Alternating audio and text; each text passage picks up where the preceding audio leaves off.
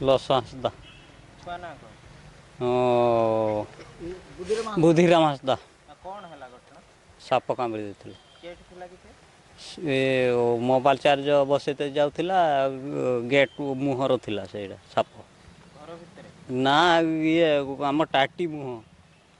ହଁ ତାଟି ମୁହଁରେ ସାପ ଥିଲା? ସାପ ଥିଲା ସେଇଠି କାମୁଡ଼ିଗଲା। ସେ କୋଉଠିକି ଯାଉଥିଲା ମୋବାଇଲ ଚାର୍ଜ ବସେଇତେ? ଆଉ ଆମ ଘର ବସେଇ ନାହିଁ ଆଉ ଅଲଗା ଘରକୁ ଯାଉଥିଲା। ଚାର୍ଜ ବସେଇବା ହଁ ପାଇଁ ମାନେ ହଁ କାଇଁ ତମର ଲାଇନ୍ ନଥିଲା?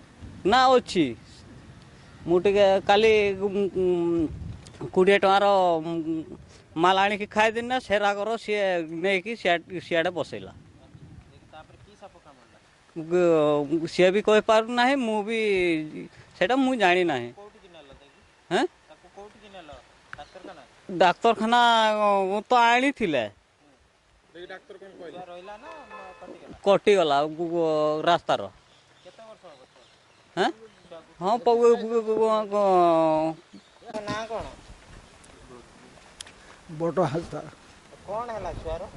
ଆମେ ତ ଜାଣିନି ସିଏ ସେ ତ କାମ କରତେ ଆସିଛି।